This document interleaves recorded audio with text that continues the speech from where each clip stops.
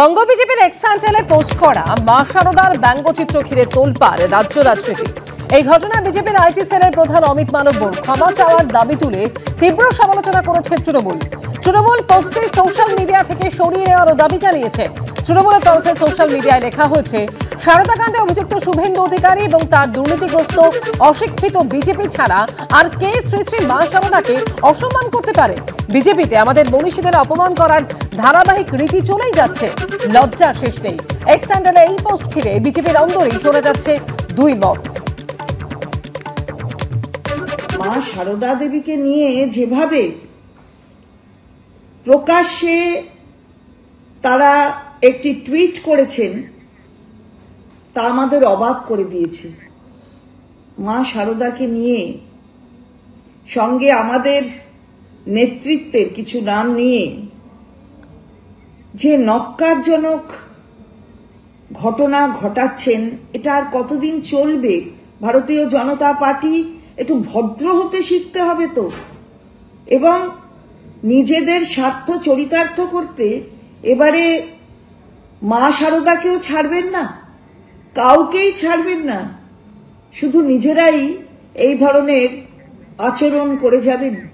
বাংলার মাটিতে এ আচরণ চলে না। আর শুধু বাংলা বলবো কেন, সারা ভারতবর্ষের মাটিতে এ আচরণ চলে না। মানুষ কিন্তু এর প্রতিবাদ করবে এবং করছে। ছি ছি, ধিক্কার জানাবার ভাষা নেই। এই জন্যে ভারতীয় জনতা পার্টি বাংলায় যারা নেতৃত্ব দিচ্ছেন এবং সংগঠনকে বহিরাগত বলা হয়। বহিরাগত কারণ পশ্চিম বাংলার সংস্কৃতি, ঐতিহ্য, ইতিহাসকে তারা অস্বীকার করেন। বাংলার মনীষীদের চিরকালই অপমান করে গেল এই বিজেপি বাংলা, এবং তাই বহিরাগত তারা।